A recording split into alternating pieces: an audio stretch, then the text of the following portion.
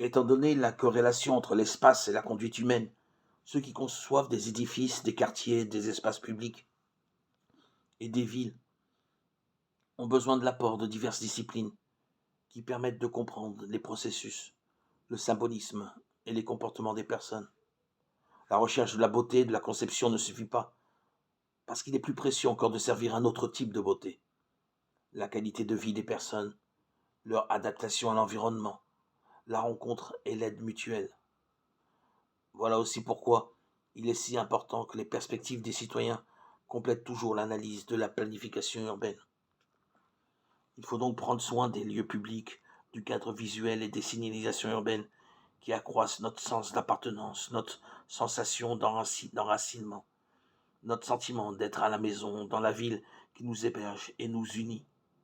Il est important que les différentes parties d'une ville soient bien intégrées et que les habitants puissent avoir une vision d'ensemble au lieu de s'enfermer dans un quartier, en se privant de vivre la ville tout entière comme un espace vraiment partagé avec les autres. Toute intervention dans le paysage urbain ou rural devrait considérer que les différents éléments d'un lieu forment un tout perçu par les habitants comme un cadre cohérent, avec sa richesse de sens. Ainsi, les autres cessent d'être des étrangers et peuvent se sentir comme faisant partie d'un nous que nous construisons ensemble.